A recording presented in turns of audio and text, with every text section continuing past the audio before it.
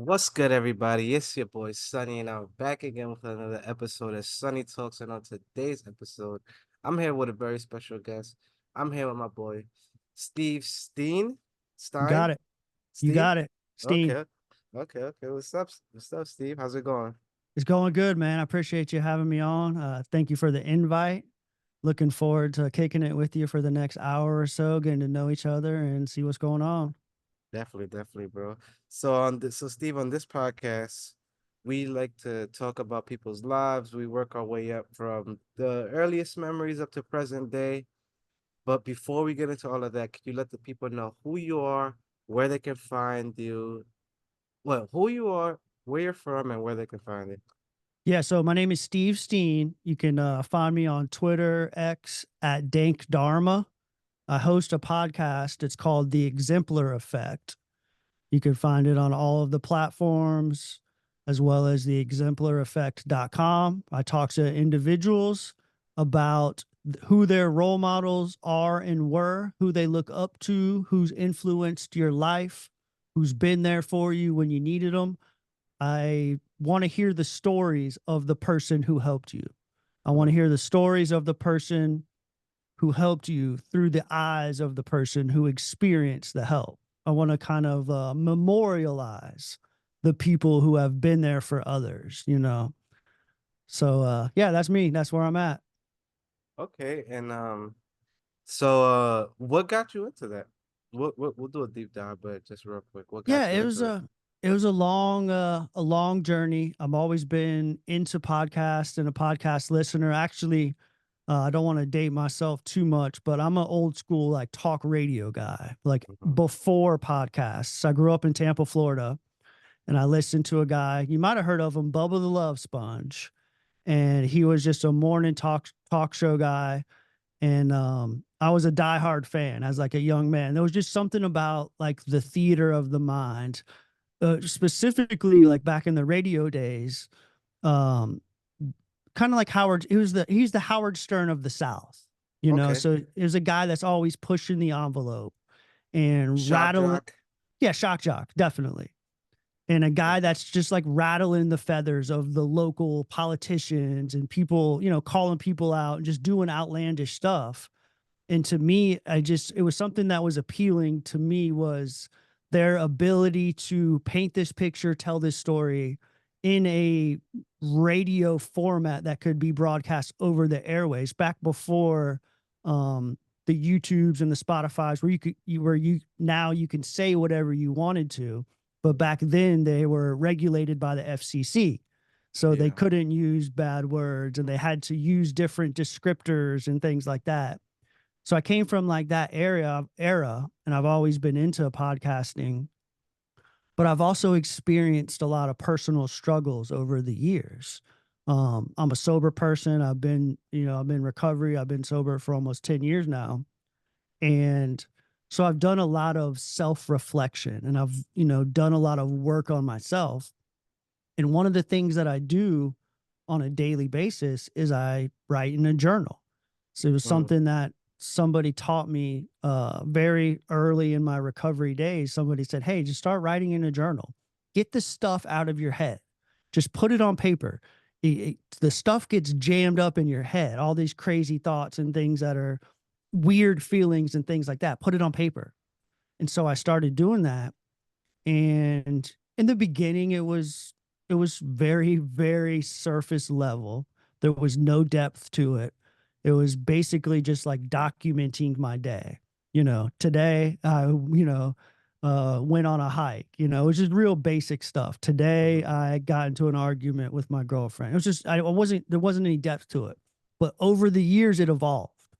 And over the years my writing skills developed, and over the years I really, looked at myself in the mirror very, critically. And one of the things that I kept finding myself writing about, because there was no, it was just whatever. You're just writing about a stream of consciousness, much like podcasting, stream of consciousness, what comes to mind. And I found myself writing about men who were there for me as a young man, men who I admired as a young man, men who I did, even men that I didn't admire at the time, but reflecting back now as an adult, I'm like, oh shit, that dude was a bad motherfucker, and I didn't even respect him at the time. You know, it started with a guy that played basketball with us, a man from our church. All he did was show up at the courts every Thursday night.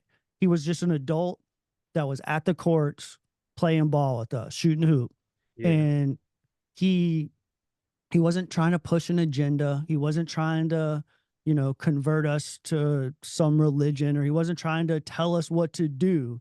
He was just there shooting hoops. Yeah. And I found myself writing about him. And then that led to somebody else, and that led to somebody else, one of my first bosses. And I found myself this big collective of people who I now admire, that I just recognize that, like, dang, those guys, I know what it's like to be a busy adult. I got a family, I have a job, I do all the appropriate adult things now. I know what it's like to show up. I know how hard it is to show up for somebody else, especially on a consistent basis. So I had the idea to start documenting these stories and putting them out there. There's so much bickering back and forth on the internet these days that I just wanted to kind of do something to memorialize these people. And Hmm. so I wrote about it. I came up with the idea, and I kept writing about it and kept writing about it.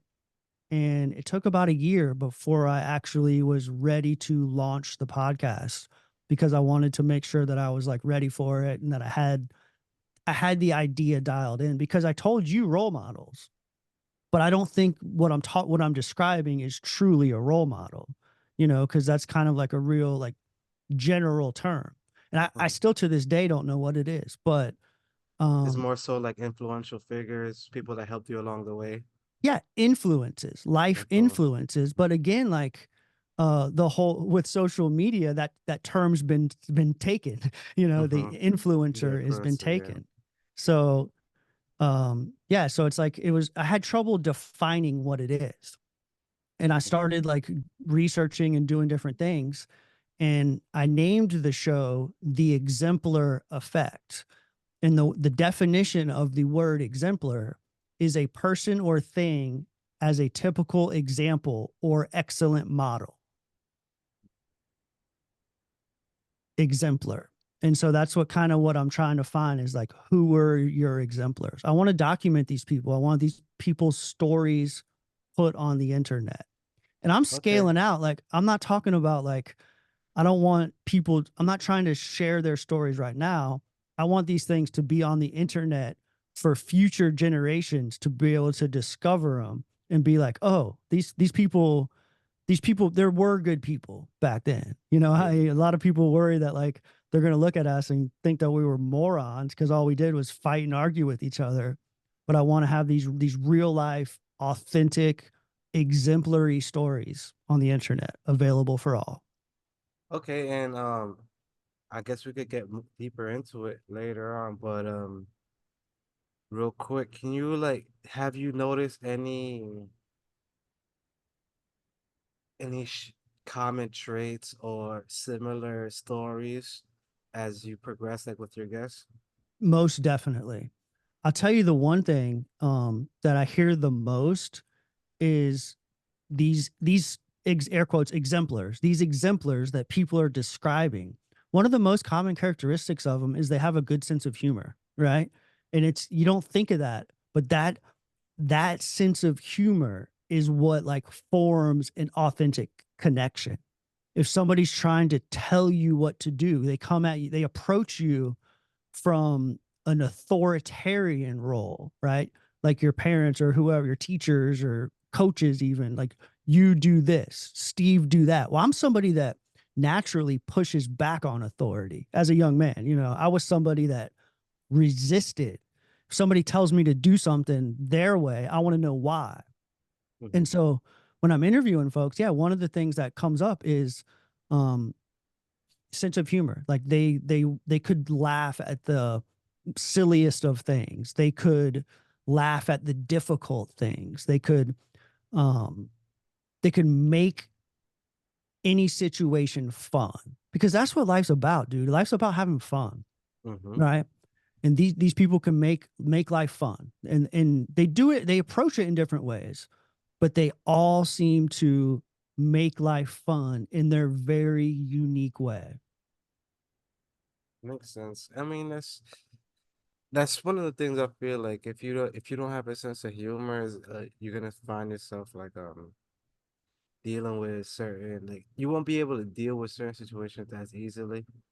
They'll weigh on you instead of you kind of brushing it off and like, oh, just because it's also not healthy to just like shrug everything off and just like nothing's important. But it's easy to say like, oh, here's another thing. You gotta like having that little bit of sarcasm like helps cut the blow a little bit, so it's like you're not being bombarded, like don't feel overwhelmed. Yeah, and it kind of like humanizes all of it, right? Because we're Mm-hmm. all just human beings going through this experience that is life. And we're all going to have experience difficulties.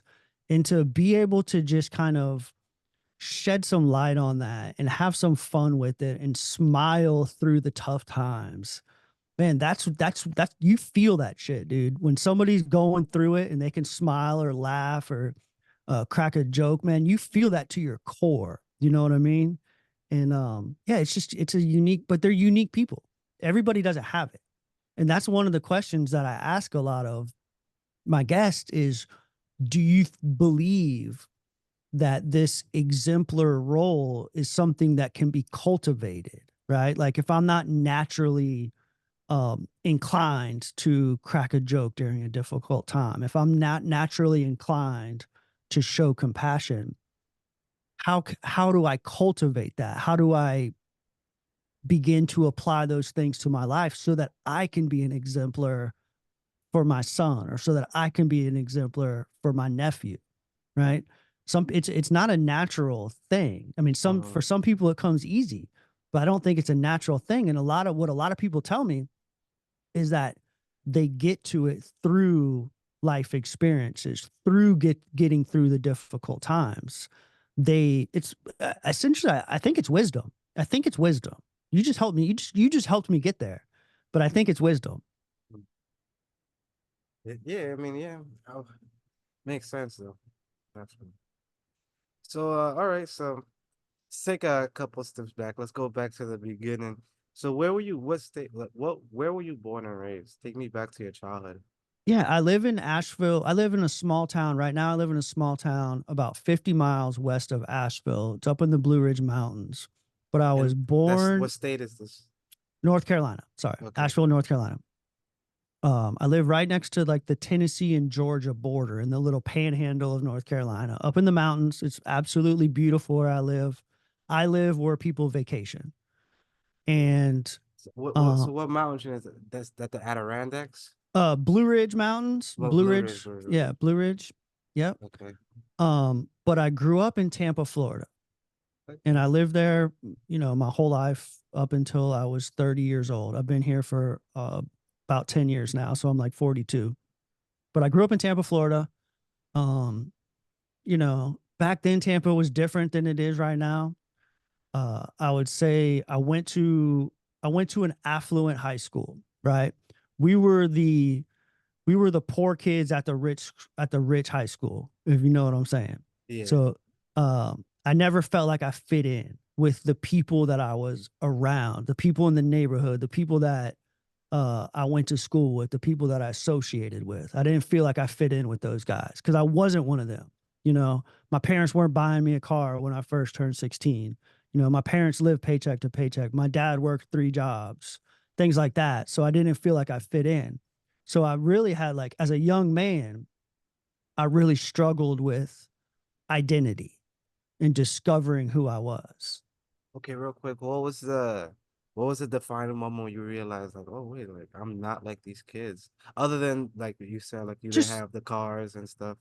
Yeah, the clothes that we wore. I mean, even like Mm. younger, probably like elementary school, like just like the clothes and I didn't have the freshest kicks right away. We'd buy them at the thrift store sometimes and things like that. Like I could visually tell by the Yeah. appearance of my peers the way they dress, the newest backpacks every year, things like that. I could visually, it was obvious that I wasn't like everybody else.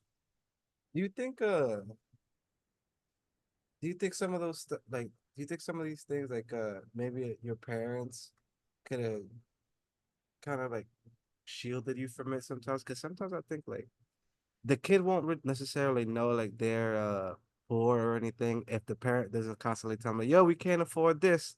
Or we have to no, not that. We have to get this one. And then they start realizing like, oh no, I have to we can't afford this. I can't get everything I want. Do you think some of that plays a part of it? A little bit, but it's a kind of a unique situation because if you don't learn it from them, you're going to learn it from the kids at school because you're going to Mm, get clowned, mhm, right? When you come in wearing the Payless shoes or whatever it is, you come in wearing the Shaqs and not the Jordans or mhm, whatever, like you're going to hear it at school. So it's just a difficult place to be. But what's unique is that that's a learned behavior, right? You're not born comparing yourself to other people, mhm, right? When you're a little kids, they share with each other, they um they're not judgmental typically right out of the gate. Like I really think that stuff's learned, and I don't know if it's learned it probably both. It learned at home, learned socially at school, things like that. But it was definitely something it was an external factor. It wasn't something that was naturally inside. mm. Okay. And I don't want to date you or anything, but so growing up, the clothes thing and everything, like the Jordans, well, not necessarily Jordans, but like sneakers, was that like a big part of it? Like, Yeah. I yeah. played hoops. I was a basketball player. Okay. I was like the tallest kid in my class as a young man and things like that. And I played ball. And so like that kind of stuff was important to me because, I watched it on TV and like I wanted to, my dream was to play in the NBA, Mm-hmm. like I wanted to grow up and be a superstar. Um, but so I wanted those things, but, um, yeah, that was the era that I was in. I was born in 81. So like, I was started high school in like 96. So like it was kind of like towards the end of like Jordan's career and stuff, but like that was the era of hoops and things that I was watching and participating in. But my peers had them all because we lived on the kind of the outskirts of the affluential Mm-hmm. school district. I mean, it was the nicest school in Tampa. It was the nicest high school, public high school, not private, but the nicest public high school in Tampa I attended. And I knew that I wasn't like the other kids. Mm-hmm. That's interesting. So, was there any like specific like moments where you saw somebody like super fly and you were like, yo, that's the guy. Like, I want to be like this guy. Not a whole lot. I could say that like the biggest thing was that like my way of coping with it, my way of dealing with it. I didn't know how to handle the emotions. I'm an emotional person, right? Like I feel things deeply. I feel things deeply inside. When something happens to me, I feel it to my core. And so I can remember not being able, like, I guess the term today is like anxiety, right? I remember feeling very anxious about all of that stuff that we're talking about right now. It constantly made me anxious. Yeah. For example, one thing that I definitely can remember is that I used to chew my fingernails, like as a form of like the anxiety and not knowing how to like socially cope with this.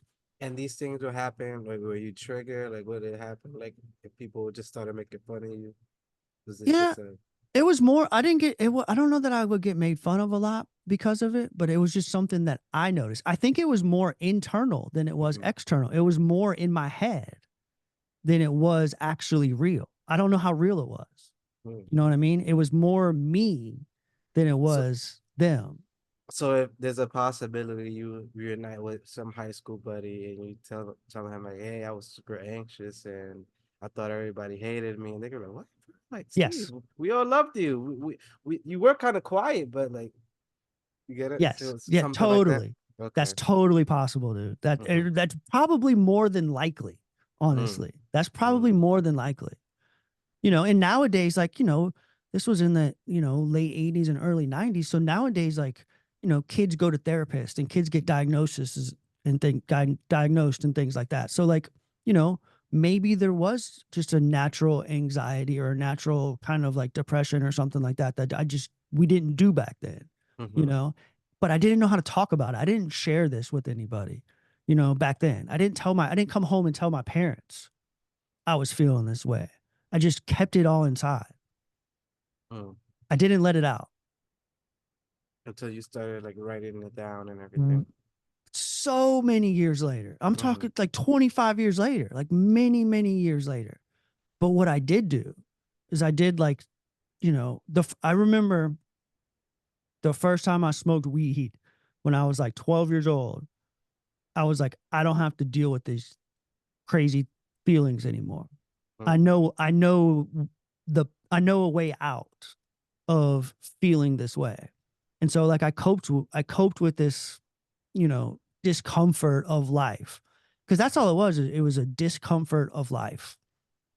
I coped with that with like using drugs, drinking alcohol, things like that. That was my way. That was my escape. That was my way out of feeling the spectrum of life's feelings, of feeling the way that human beings feel. Now I know it's normal. Not like normal to like compare and all that, but like to experience some anxiety. People do it every single day. It's a natural human experience. Yeah. To experience fear is a natural human experience. We all go through it. So a lot of it was just natural, but I didn't have anybody telling me that what you're feeling is normal. I think that's what I was missing. And I think that would have helped alleviate some of my problems. Is what you're feeling is normal. Every human being goes through this thing. Because it wasn't like crippling anxiety. It wasn't crippling. I still went through the motions. I still showed up for school. Every day, I still showed up to prom and did all the things. I just felt some type of way about it. Interesting. Can you describe the feeling? Yeah, it's a lot of comparing, a lot of like, I'm not good enough, a lot of I'm not good enough, a lot of like, and so I guess it's anxiety, but it's a lot of like, I'm not good enough. I don't have what they have. There's just a lot of like that, a lot of self-deprecation and yeah, all that. Yeah, you're a piece of shit. All that stuff, dude. All that stuff. And I still experience some of that stuff on a much, much smaller level because I do things healthy to cope with them by writing and by talking to people about it and sharing it with other human beings. And when I tell them that, they say, you know what? I was feeling that way too, and it just makes it, it normalizes it. I have many healthy coping skills today. And I wish that I had been taught those things when I was a teenager. Yeah. Okay, so all right. So speaking of you dealing with these things as a teenager, you just mentioned it earlier. The first time you smoke weed, you said to yourself, like, okay, like, this is a way to stop these feelings and all that.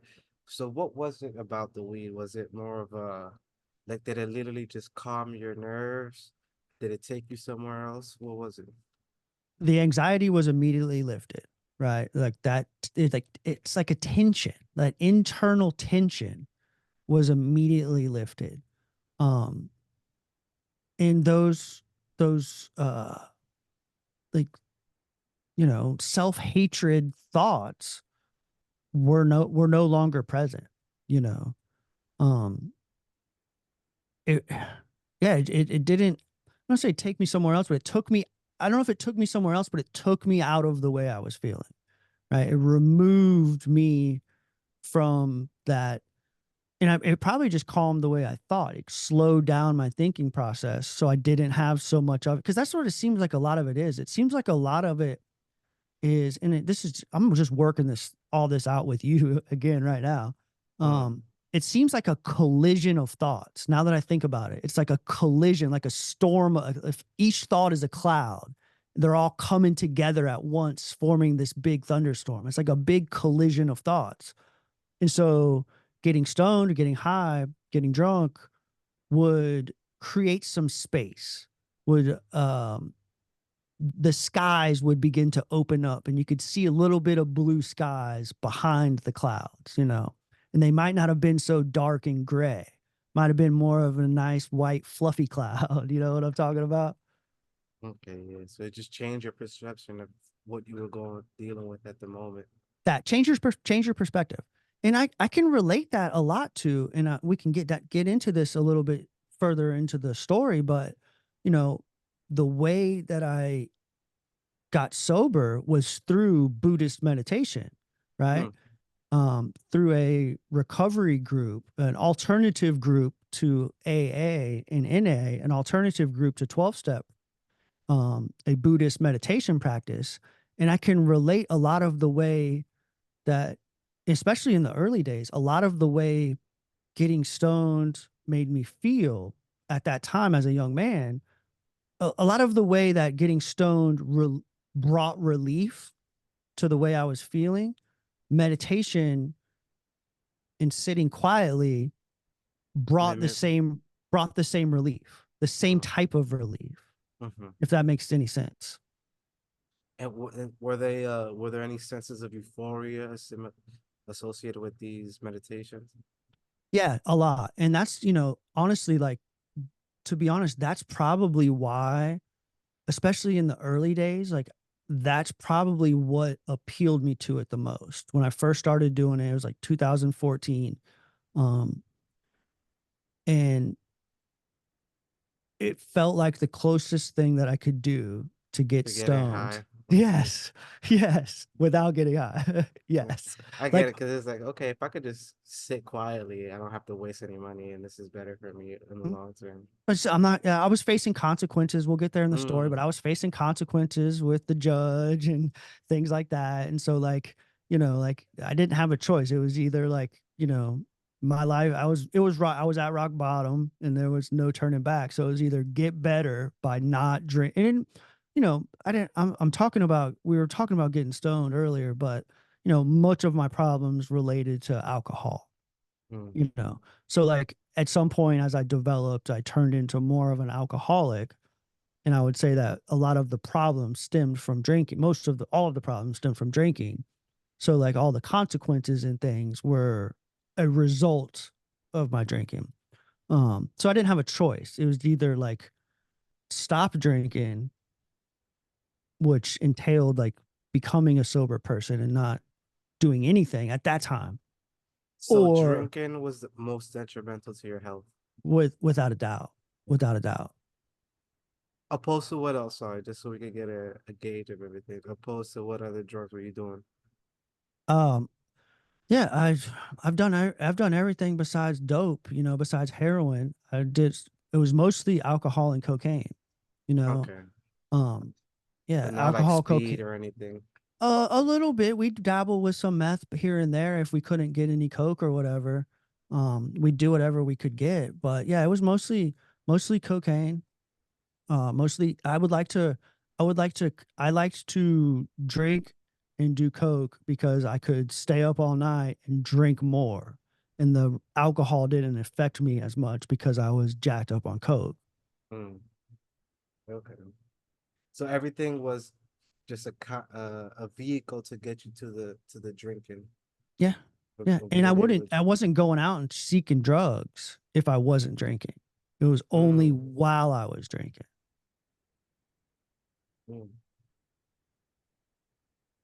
It just reminded me of something else. Okay. Come on. No, not me. It's just somebody that I know, similar things. Yeah. Okay. All right. Oh shit. Damn. So all right. So take me to through the progression of like your drug use. So you start smoking weed, and what age was this? Oh, you said 12. Yeah, it's about 12 years old. You know, I remember like even that time. I remember I got in trouble at school, and I was like grounded or whatever, and I wasn't supposed to go anywhere, but I wanted to go play basketball at the YMCA.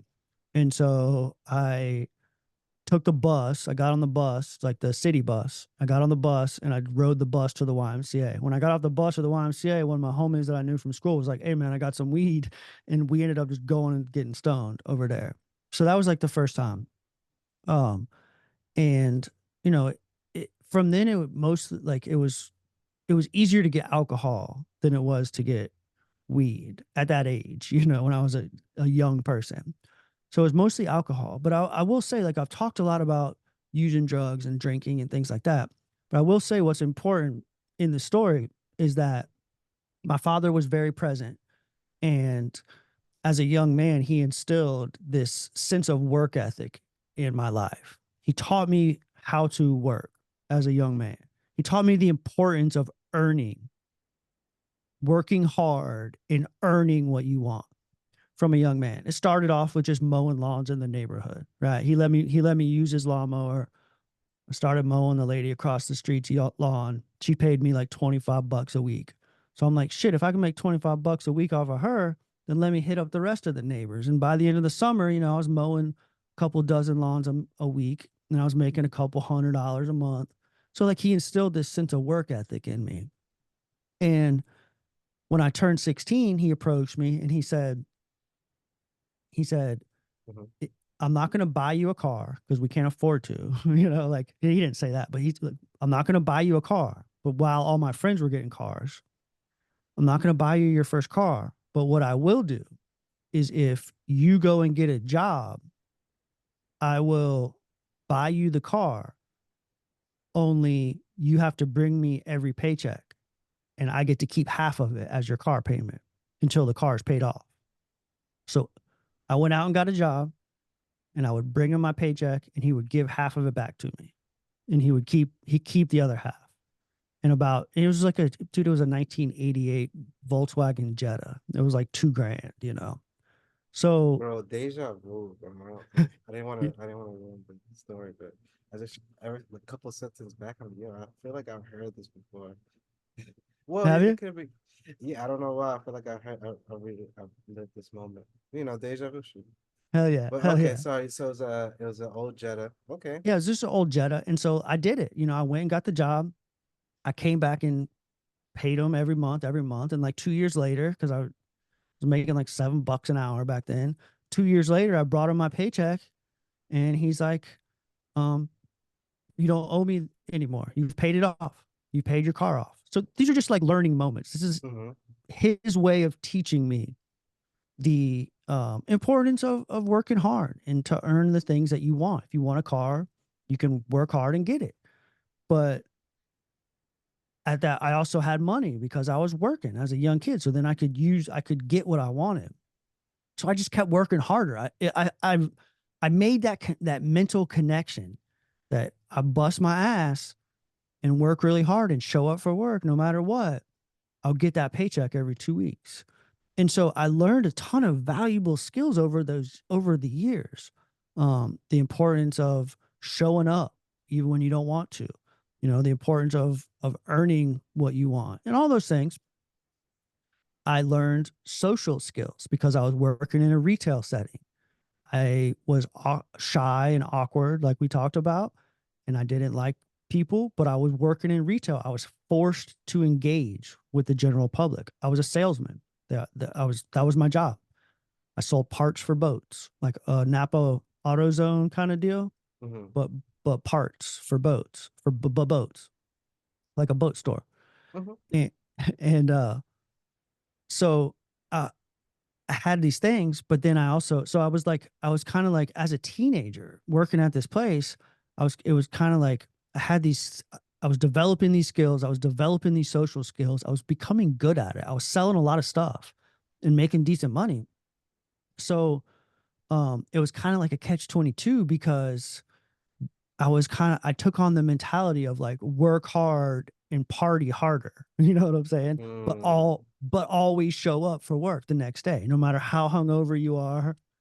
You know, it's crazy you say that. I feel like that is like a common trait where like people that like, work super hard, a lot of them, not all of them, but people, a lot of times drug addicts are hard workers. And it's just like it's just part of it. Like I have to make the money so I could do what I want to do. Yeah, dude, we catch a bad rap, dude. Drug addicts catch a bad rap. You know, some of They us make are out mad here money, grinding. Yeah. bro. They make mad money, especially if like doing like heroin and shit. I don't think like people notice it, bro. That shit is like fucking. It's expensive. I don't know the prices, but I know it's not like $20, $30 a pop, and the high only lasts but so little, man. You got to Yeah. find a way to do that. Yeah. Yeah, Yeah, dude. So like I just took on this mentality. And so like it was like a catch 22 because I was like developing as a man and I was learning these skills. I was developing social skills. I was learning how to interact with other people. Um, but I was also learning some negative skills because I was a salesman. So I was learning how to be deceptive and I was learning how to lie to people and I was learning how to, you know, mislead people. And I was partying on the weekends and doing fucking drugs and staying up all night and showing up to work hungover as shit. But I always showed up. So it's kind of like a weird place. mhm. And It I is got to, weird, right? I never wanted to get into salesmanship because I never want to. I don't want to have to sell you anything. If you want it, it's right here. I could tell you all about it, but I don't want to have to convince you to buy this. yeah. Mm, Yeah. And it was weird for me too. Cause like I took on what you just said. I took on that mentality at the beginning. Like, oh, I'm just going to be nice and friendly.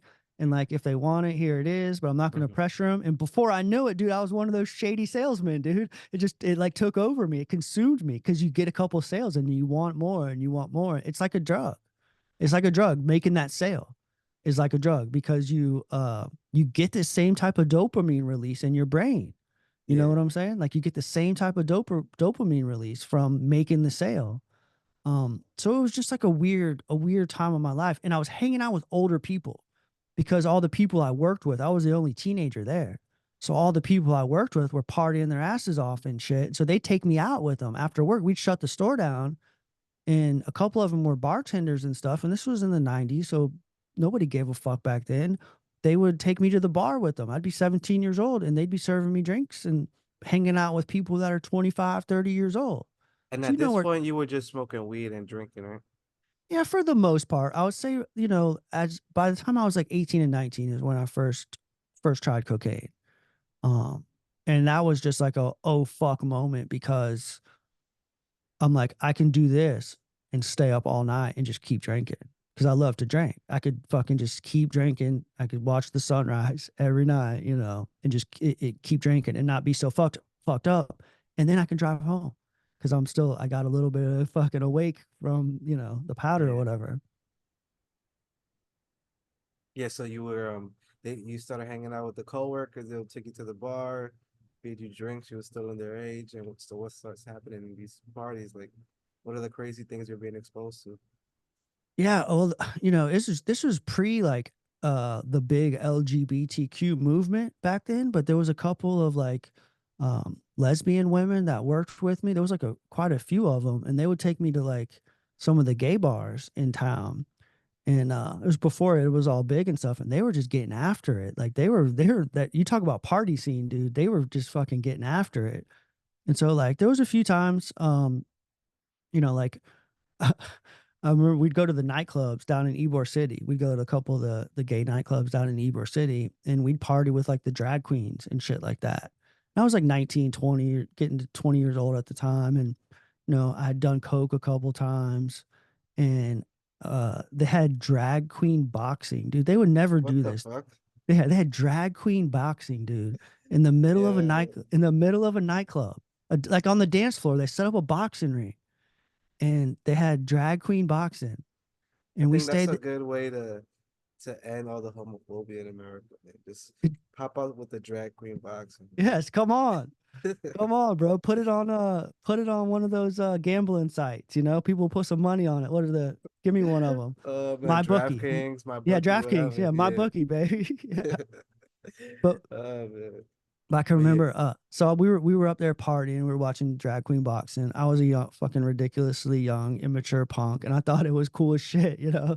I was watching it. I was we had a good time, right? We shut the bar down. My friend was the manager and we go back and she's counting the money and closing the place up and the drag queens are like dressing down for the night, like changing back over to men because that was back when like in drag queen they would like dress as women but then they would live lives as men, like as a mhm. day during the day they were men. And so like the I go into the back and I had done coke about 5 or 6 times and one of the drag queens pulls a spoon out and holds it up to me, and I was like, "Oh, it's Coke." I just fucking railed it right there in the back room. It wasn't Coke, it was meth. I was Oh fucking, as shit. soon as it hit it, dude, as soon as it hit me, I was like, "Holy shit." And I was And there's a completely different feeling. completely different feeling.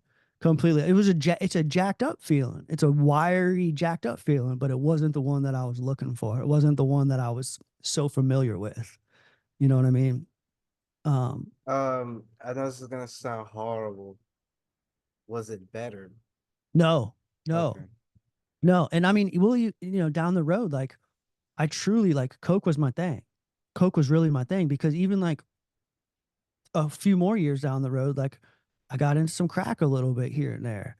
And I remember like smoking crack for the first time and being pissed, like, what the fuck? This shit sucks. What's all the hype about this? Why does everybody get on this? The Coke's way better. Like it didn't, and I think it was just me, you know, what my body likes, what my mind likes to ease some of those problems that we were talking about earlier. Um, but yeah, it was like, oh fuck, what is this? Why did I, you know, no, it wasn't pleasant for me. And it was completely like, was it just like a 1/10 of what the Coke was? Oh yeah. Yeah, it was just a Okay. tiny little spoon, dude. Just a tiny little amount. Like enough for fitting a little pinky nail, you know? No, I mean like the crack feeling, like it threw you Yeah. off. Was it just like not how Coke will feel? Yeah, to me it wasn't as intense at that time. I don't know why. It wasn't the same. It wasn't, yeah, it just wasn't as intense as it was uh as, you know, I just didn't do what I was looking for. It didn't make me, you know, again, because I wanted to combine them together. I wanted to drink and be jacked up. And so the other two drugs, like crack and meth, I didn't want to drink on them. Right. I didn't feel like the urge or the desire to continue drinking. So it probably related to that a little bit too. Okay. All right. Because you wouldn't end up getting ass fucked up. Yeah, I think so. I Okay. think so. All right. All right. So damn. So that happens. Yeah. And so not long after that, dude, not long after that, I got arrested for a DUI. Right. And I was like 21 years old and I got a DUI. Uh, and What was the I, situation? it was, Typical. no, it was a Sunday afternoon. We were watching NFL all day at my house.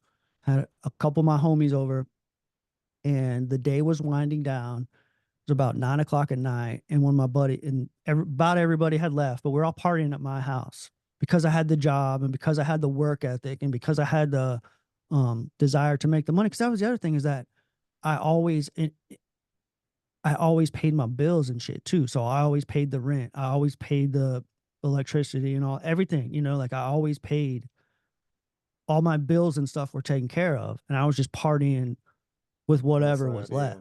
Yeah. With whatever was left. So all the homies were over at my house. We were watching football. Everybody kind of headed out and it was like one guy left and he needed a ride home. And it had been raining in Tampa. It was raining and I was like, I'll just drive you home real quick. It's 5 minutes down the road. And I went to go turn a corner, dude. And I was just drunk as shit. And I just gassed it up to try to peel out around the corner. And I just spun out and drove right into somebody's yard. Almost went through their house. God We got out damn. of the truck. The truck was stuck in the mud. The tires were just spinning in the mud. And the front bumper, this is ridiculous, dude. The front bumper was about 18 inches from one of the bedrooms. Like it almost went through the house. Damn. But we couldn't get the truck out. The truck was stuck there, Because right? Because it crashed into the house, so it got lodged into the house. it didn't hit the house. It was about 18 inches away from touching the Mm, house, but it was okay. stuck in the mud. It wouldn't. The tires were just spinning, kicking up mud, and I couldn't move it. I couldn't get it out. So we're like, oh fuck, what do we do? And then we hear sirens, right? So we dip. We just dip on foot. We just took off. Just left that bitch, dude. Early Just Florida man activities. early Florida man activities, bro. And I promise you, anybody that's listening, I promise you, there's a positive end to this whole long story that we're getting into. I'm not this person anymore. All right, I'm All 42 right, years definitely. old, and we've grown monumentally. Right, mistakes were made, but we split, dude. We just took off. We absolutely took off. And it was me and that dude, me and that one guy.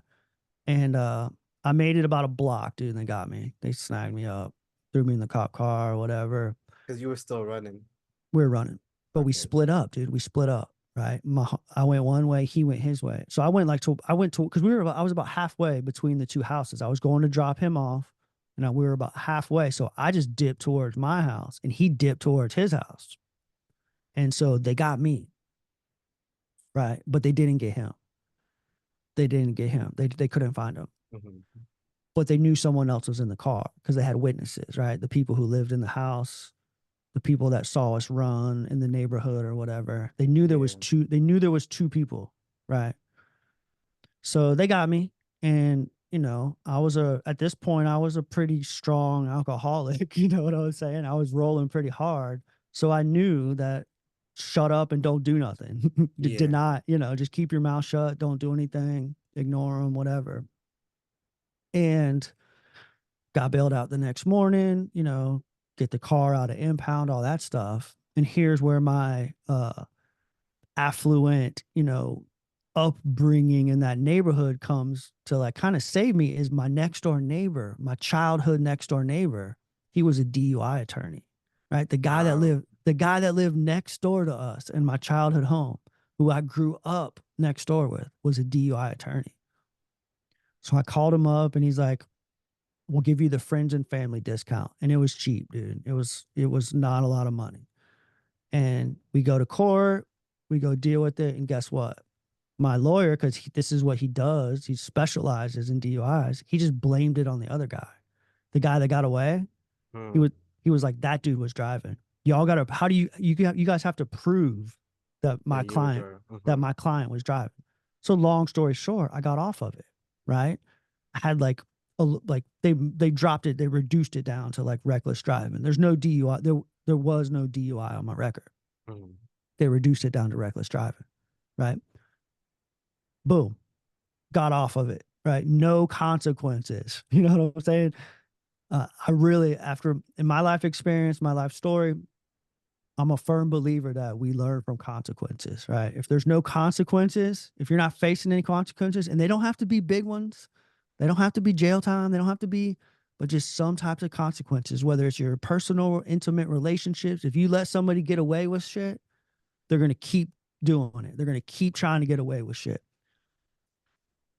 If your old lady's cheating on you and you just keep letting her come back, she's going to keep on cheating with you, cheating on you. You know what I'm saying? They got to have consequences. I got off. There was no consequences. Nothing. So it just fueled I mean, you probably didn't feel untouchable, but you just weren't thinking about, okay, I could just do this again if anything, get away with it. The lawyer got me off. I still got his number. He's still my next door neighbor. You know what I'm saying? So like, I could always call him again. Yes, I could always call him again. And then it was like a slow progression. Like, I mean, I'm talking about drug addiction and I'm talking about drinking alcohol, being an alcoholic, but it wasn't just like a boom, I'm an alcoholic, boom, I'm a drug addict. Like it was a slow build. Very slow build. I kept the train on the tracks for a long time. I kept going to work. I maintained the job. I worked at that very first job that my dad told me to go get a job and I'll get you a car. I worked at that job for 10 years. I stayed with that company for 10 years. I left when I was 26. I went there when I was 16 and I left when I was 26.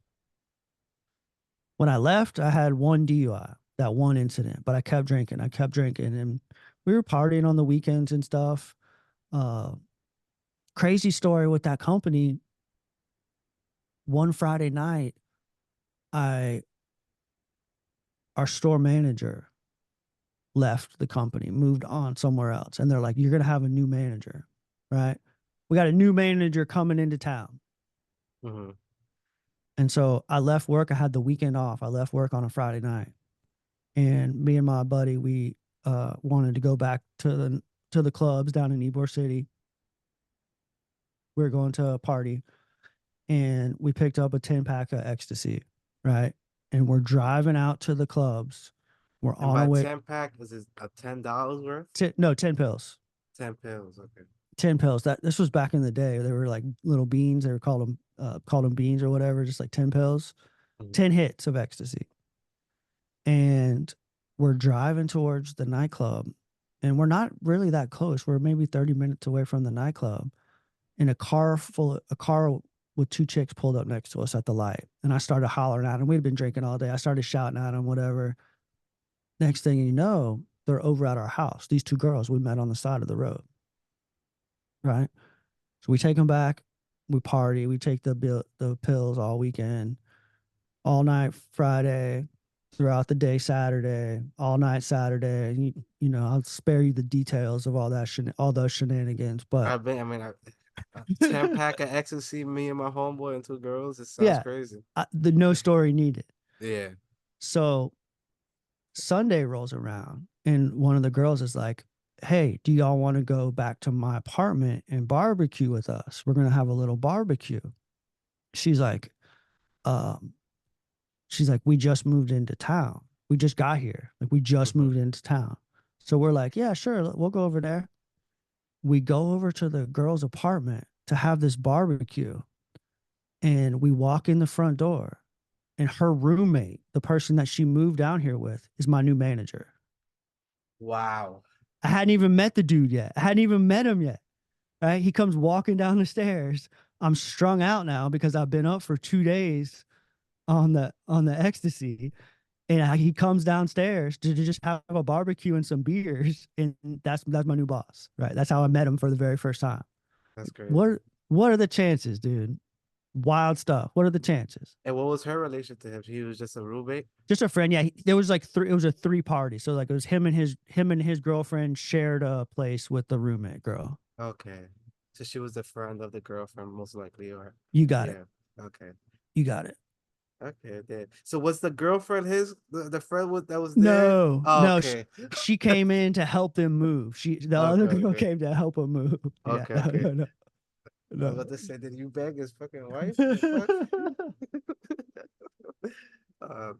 Okay, so what happened after that? Was it just awkward, or was it? It was a little, yeah, it was a little awkward. But then, like, I kind of got a green light, you know, because he was cool with that. But it was awkward at the beginning because I'm like, fuck, this is my boss. But then he was cool with everything, and next thing you know, he's wanting to get some pills and shit. You know, next thing you know, he wants to party with us. But then that gave me a green light to keep doing what I was doing. There was no like slowing down. There was no, there was never like a moment where like, oh, buddy, you need to get your shit together. You know, there was never any self-reflection. There was never any looking in the mirror. There was never any taking life seriously. You know, it was always like, I'll figure it out later. I'll figure it out later. There was never any recognition that there was a problem. You know, I didn't see it. I didn't know that there was a problem. I just thought that this was how people live. You know, I thought this was how people dealt with life's difficulties. You get fucked up. Yeah. And damn. So when was the first time you felt actual consequences? Yeah, so what I was good at, like, I would get in trouble like that first DUI, and then I would like kind of try my hardest to not do that again. You know, not necessarily change my life, but I would try my hardest not to do that again. So like 5 years go by, and I decided I changed jobs, right? After 10 years with that company, I left that company. I had an opportunity to go work for Lowe's home improvement stores. I was 26 years old. I had 10 years of management experience under my belt. I could go over there and make decent money with them. So I left them and I went over to Lowe's. And when I got there, dude, it was straight up drinking culture, right? The store manager, I was like a department manager in charge of plumbing. And the store manager would take us to Hooters for lunch, dude. The store manager, the man, he buys pitchers of beer. So it was just like a drinking culture. And so that's when like it started just ramping up again. And it became just like this, you know, 18-hour a day, you know, sleep just for a few hours, 18-hour a day, just drinking and partying and chasing girls. And I got hit with the second DUI, right? Second time, leaving the bar, nothing serious, but just leaving the bar, 1, 2 in the morning, pulled out of the bar, and 2 seconds later, there's lights behind me. Damn. And he pulls me over and he's like, oh, he's like, and I don't even know if I think he's full of shit. I don't really know, but he's like, you pulled out right in front of me. I almost ran you over, but I didn't. He came out of nowhere. I think he was just sitting outside the bar. I think he was looking for drunk people. But anyways, same thing, right? He got me. I kept my mouth shut. I didn't do nothing. And Call homeboy. of course, of course, of course. I had his card in my wallet, bro. I told him to call homeboy. You know, of course I called him. Of course I did, right? And but this time they same routine. He beat it down to like a reckless driving charge. Only this time, because my license was suspended because I refused to like blow or whatever, they made me go to like group therapy. Right. So like I didn't have a DUI like on my record or whatever, but I did have like an arrest on my history. So like according to the DMV, they could see that I had been arrested for it, even though I didn't get convicted. Mhm. The DMV could tell. So they made me go to group therapy. And so I went to group therapy and I show up and it's this old like hippie dude. And this son of a bitch there's like 6 or 8 people in there. And this son of a bitch has us like laying down on the floor and is like reading us this meditation. And he's telling us to like breathe and feel our body and stuff like that. Now, even though I got off of the charges, I knew that like I needed to change the way I was living, mostly centered around driving while intoxicated. I didn't recognize that I was an alcoholic, but I did realize that you cannot get a third DUI, dude. Mhm. You cannot get arrested for another DUI. So like I had some not one desire. I didn't have any desire to change, but I had a desire to not fuck up again. And so I was like going through the motions, right? So I was trying not to drink so much, like until I wanted to get all my classes out of the way. I wanted to get all that stuff over with. So I like scaled back on drinking and I like tried not to go out so much. I tried not to smoke weed too often, right? I just tried to like, I wasn't trying to live a sober life. Like I wasn't doing like, meetings and things like that. I was going through the motions and doing what they wanted, but I wasn't getting stoned or anything. Mhm. And I go to this meditation group. I go to this group. I didn't know it was meditation. I was just told it was group therapy. And this guy has us laying down on the floor and breathing throughout our body, like breathe into your toes and feel your toes, breathe into your feet, the soles of your feet, feel your feet, and kind of like these body scans and kind of scan through your whole body. And I can remember that it made me feel like I was stoned, right? It it relaxed me. It brought some relief. It alleviated some of the thoughts in my mind. And this was 5, 6 years later after my first DUI. It wasn't like I wasn't one of those people that just got them, boom, boom, boom, boom. I know people like that. I had buddies like that would just get arrested. All my interactions with law enforcement were spread out over like 20 or 25 years. I would like kind of like get in trouble, kind of get my shit together, kind of get it together, kind of get together, then it would all fall apart again. Then I would kind of get it together.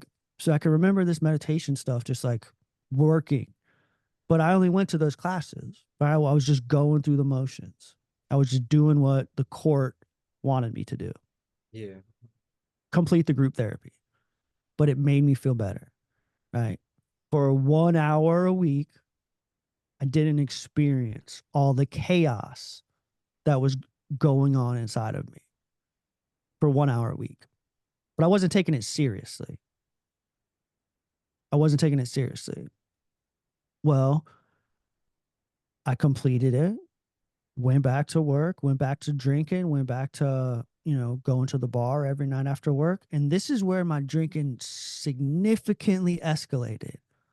to the point where I was like sneaking in vodka to work. And I'd have like a little water bottle full of vodka in my desk at work. I had got promoted to an assistant manager. I was assistant manager of the store. I had a little bottle of vodka in my desk and I was sipping on it every day.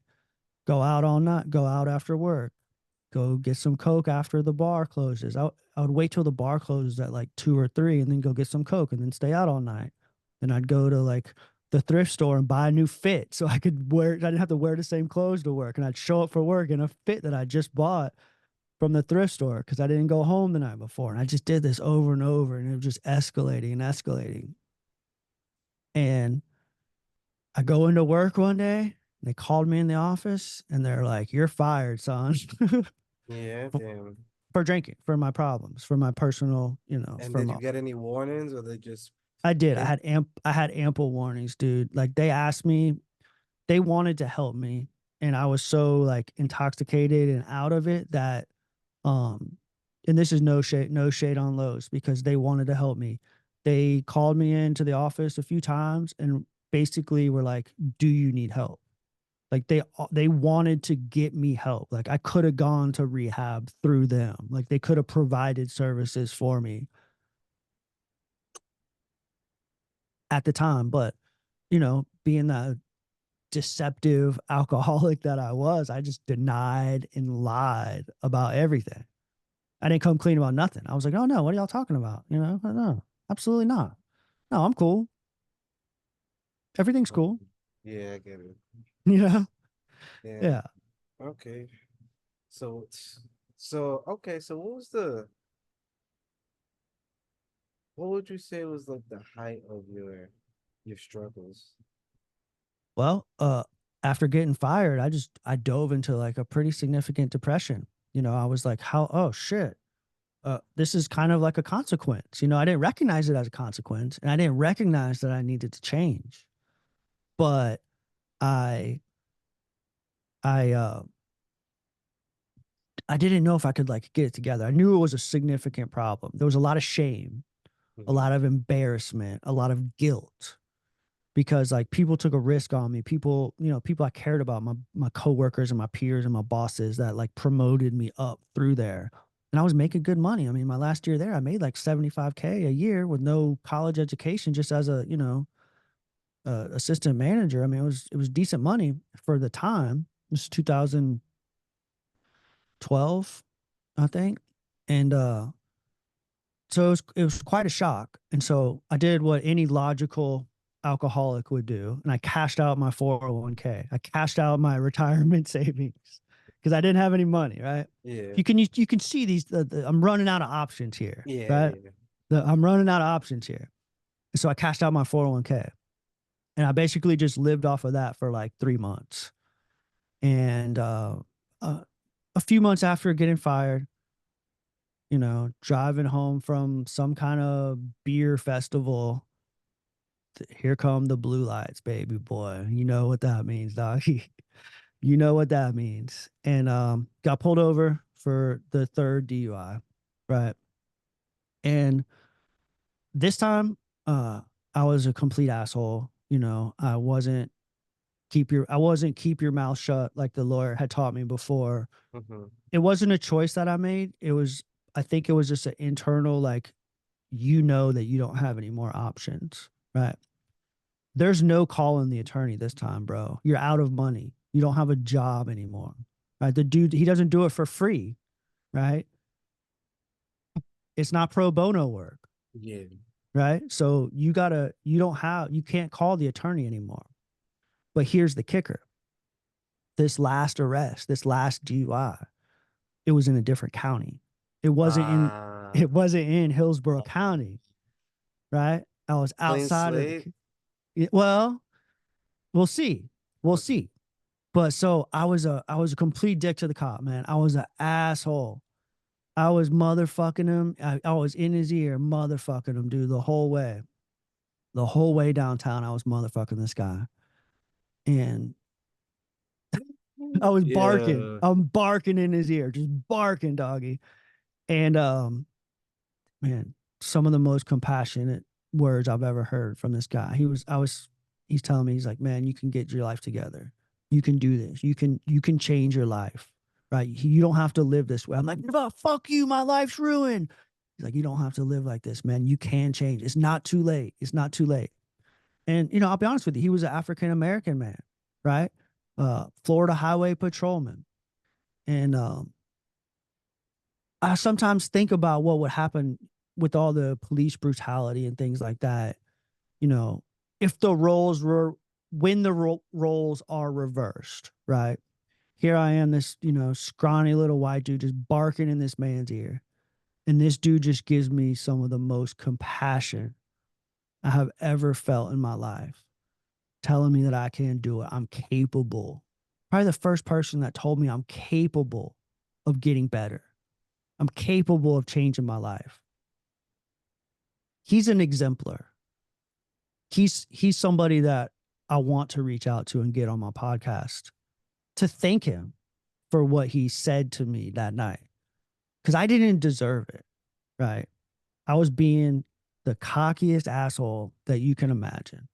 I didn't deserve that type of treatment. I was being rude as hell to this man. And he just showed me love. He showed me love. Yeah. Damn, that's what's up, though. Yeah. So what happened though when you got So booked? yeah, I got booked and I was there for like, you know, a little bit longer this time, but I got out pretty quickly, got bailed out. Only this time I couldn't hire the lawyer, man. I didn't have the money. I couldn't call the dude. I didn't even waste my time calling him because I knew I didn't Yeah. have the money. I didn't even pick up the phone. And so I got a public defender. I got a public defender and I go before the judge for my first, you know, like plea where you go plea. Yeah. And I go in there and I plead not guilty.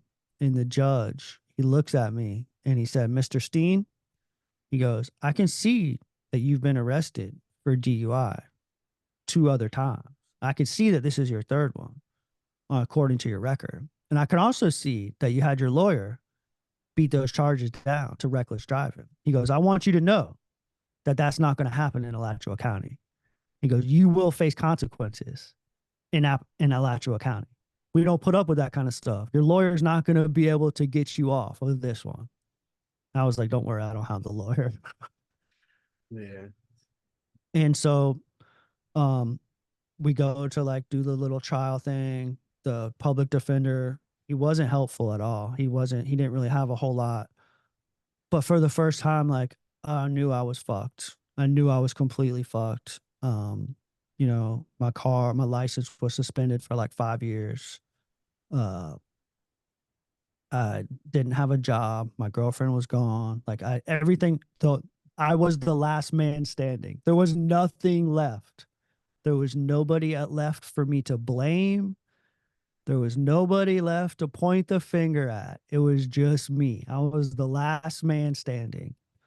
And so it was actually my sister who presented the idea to me. How do you feel about going to rehab? Right? Would you consider going to rehab? And I didn't think, when she first presented to me, I didn't think that it was something that I needed. I didn't think that it was something that I could benefit from. I just didn't know. I wasn't quite there yet. But I got talking to this public defender guy, and he pretty much told me that like the judge wanted to give me like 60 or 90 days is what the judge was trying to do.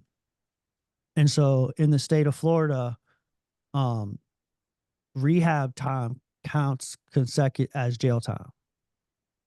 So if you go to rehab, however much time you do in rehab, that counts as your days Days in type shit. days in type. Yep. Yep. So I went to court and I presented it to the judge. I said, you know, Your Honor, I'd like to see if I could go to rehab. And he goes, "Yes, sir. You're going to do 28 days is what he settled on." He goes, "You're going to do 28 days in rehab. And you have 2 weeks to get there." So like they didn't just drag me away. I had to pay for it myself. Like it wasn't like a state thing. He's like, "If you're choosing to go, you got to work out the details. You got to figure it out and go do it." And that was when I really like committed, like I can do this, right? I have the work ethic, right? I have some people skills. I have um the commitment and the willingness to do whatever I want. So I can also do this with my sobriety, right? I can also do it. Mm-hmm. And I went home that night and I was started thinking like, I just didn't want to be like the Johnny Rah Rah Alcoholics Anonymous guy. Like I just did, like I always like had a, I don't know, I just had like a thing with those AA guys. You know what I'm saying? Like I just didn't want to be like that dude that just goes around and spits out the one-liners and like, I don't know. I just didn't want to be that guy. I'm just not that guy. Not that I didn't want to be him. I'm not that guy.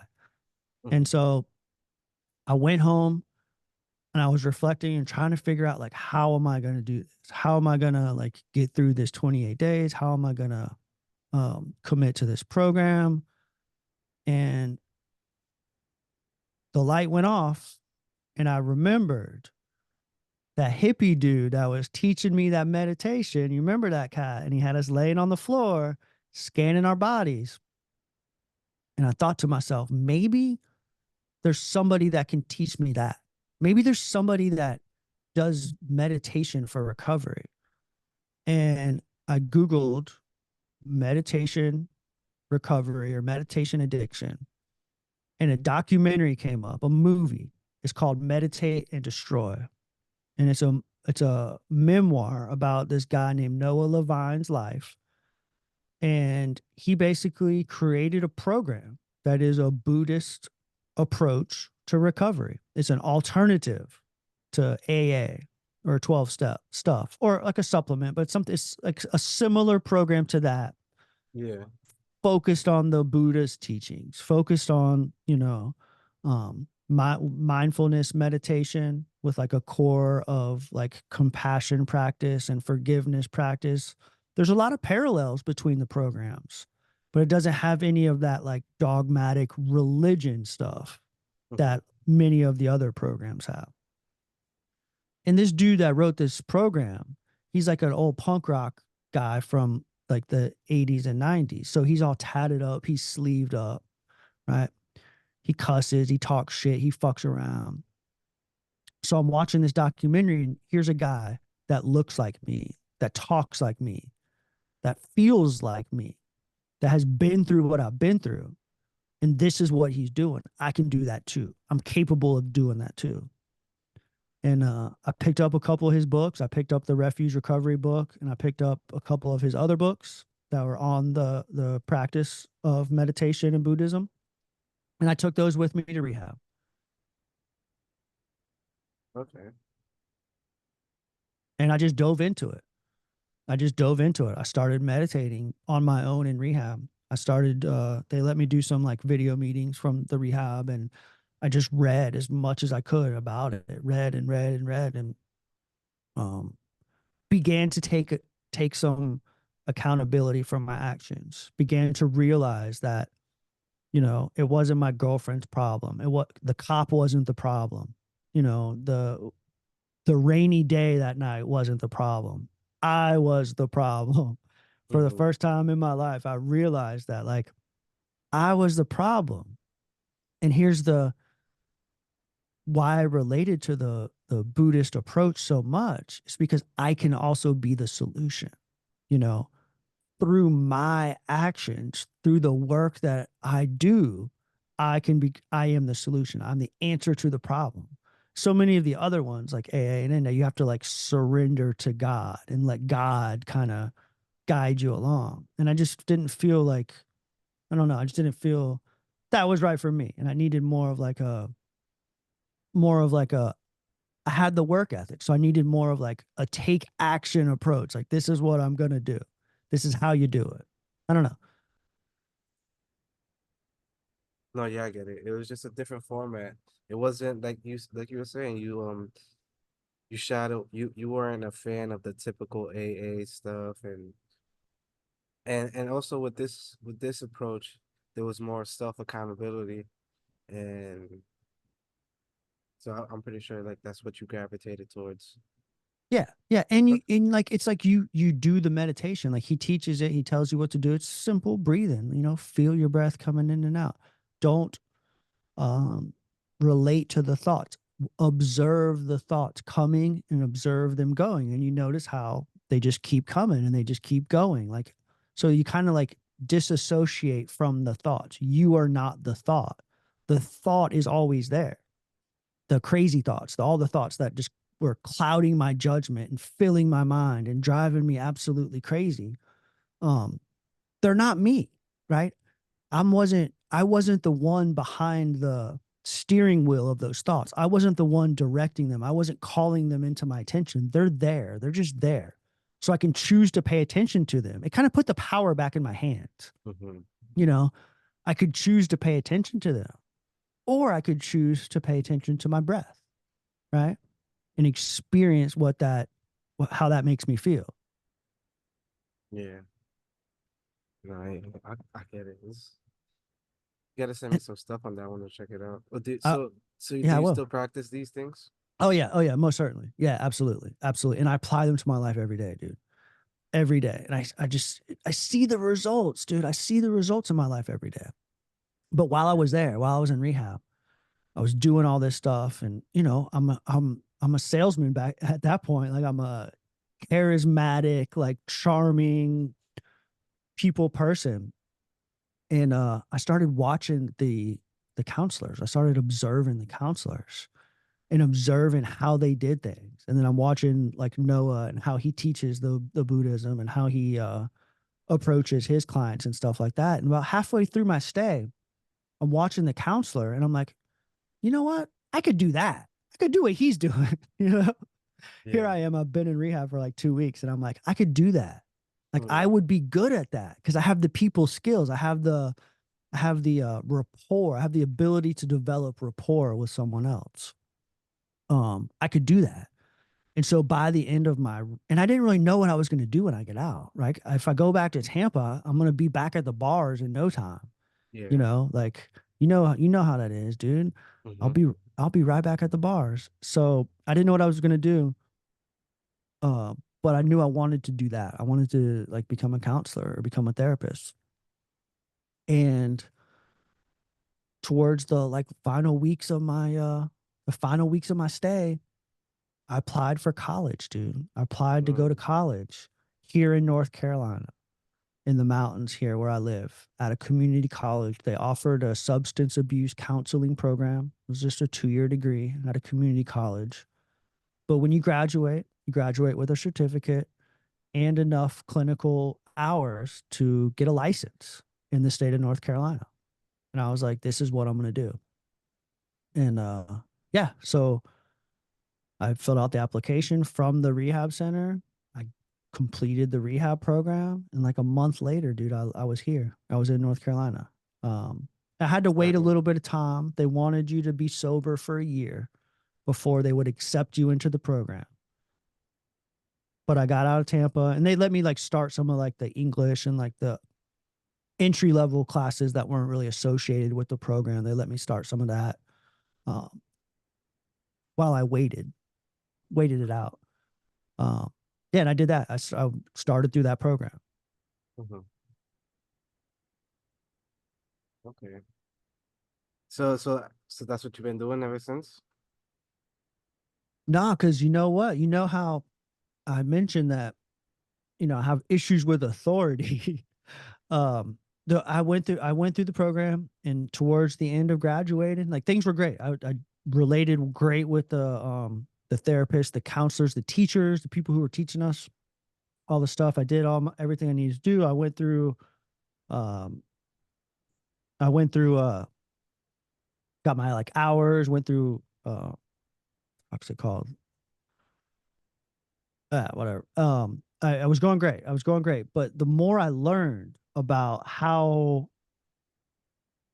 the behind the scenes stuff, the more I learned about what takes place behind the scenes and how jacked up the American medical system is, right? Yeah. I came to realize that maybe I don't want to do this. And maybe this isn't what I want to do. I didn't like all the bureaucracy. I didn't like all the rules, right? I quickly identified that like so many of the people who want help can't get help. And then so many of the people who are getting help don't really want help, don't really want to be there, right? Like it just didn't, there was too many barriers for people to get better. I felt like I could make more of an impact helping people just in my personal life, just doing the meditation stuff and going to those meetings, the meditation meetings, like and helping the newcomer on a personal level. I didn't think that I could do it. I didn't think that I could jump through all the hoops as a professional, you know, because I was learning about all of that in class. I'm like, this is ridiculous. What do you mean people can't get help? What do you mean you got to do this and you got to do that? No, let's just help them. Why do we have to have all these hoops and barriers? Let's just help these people. So yeah. I walked away from it, dude. I just walked away. I'm like, I can't do this. I can't do this. I'm helping more people in my personal life than I ever could professionally because of all those barriers, because of um, all the stuff in the way. There's just too much in the way, you know? Yeah. No, I get it. It's just a lot going on, and then they're not really trying to help it. Well, that's the same. Like, Yeah. It's crazy. It's just crazy. yeah, It's the system though. It's the system. And I want to make that clear that the problem that I have is with the system and how the system's set up, you know. People that want to get help can't get help. So many people want to go to rehab or want to see a therapist, can't afford to, don't qualify for Medicaid, don't have health insurance, right? But then they'll send some other kid whose parents have the best insurance on the world. They'll send this kid to rehab 57 times and he doesn't want to go to he doesn't want to be there. He's not yeah, trying to get better. It's about the dollar. That's what it yeah, boils down to. It's I don't want to work for a system that's about the dollar. I want to work for a system that's truly about helping people. yeah. I get that, man. You just want to really actually help the people. But Steve, so we're running short on time, so it was we're at like an hour and a half already, or more than that. But any last messages you want to share with the people? And we could definitely do another episode. Yeah. I'm gonna be doing your podcast also next week, so you know what? Next week. Yeah, Yeah, not really, man. I just let's say that like the story ends that I found what I wanted to do mm-hmm. using like my degree, and I got hired working as a manager of a food pantry. So I distribute boxes of food every single day. I kind of Nice. like manage the food pantry side. We do two things: we distribute boxes of food, and we serve hot meals every single night of the week. And the big thing with that is that like all the barriers that I was talking about, all the problems with the healthcare system, I don't have to deal with any of that because Yeah, all we at a bare minimum, the vision statement for the nonprofit that I work for is nobody in Jackson County goes to bed hungry. My only job is to give people food. We don't check IDs. We fill out very minimal paperwork. We don't ask you for pay stubs. We don't ask you to see your financial statements. We don't care how much money you're making. All we want to do is if you walk in our doors and tell us that you need food because you're hungry, we give you food, right? We help people on a daily basis. And then through that, I'm able to talk to people about like sobriety and talk to people about getting better and provide them resources and offer them a place to come every day about where we serve dinner and things like that. So that's the ending to the story. That's the ending to the story. Um, yeah, to the people, man, just be kind to other people, right? Be there for somebody else. Be an exemplar, right? Somebody's always watching, whether it's a child, a peer, a coworker, a family member. People are paying attention, man. It doesn't take hard to be a kind and honest person, and yeah, just be an exemplar. Be there for somebody else. You can check out my podcast, The Exemplar Effects, on all the networks, all the major podcasting platforms. And I am Dank Dharma on Twitter. That's my only social media platform you can find me. And Sonny, man, I appreciate kicking it with you for the last 90 minutes, bro. right, man. I appreciate you stopping by, and we're definitely gonna have you on again. And just like that, guys, it's been a great episode. Make sure you like, comment, subscribe, and go check out Deck Dharma and the Exemplar Podcast everywhere. But just like that, see you next time. Peace.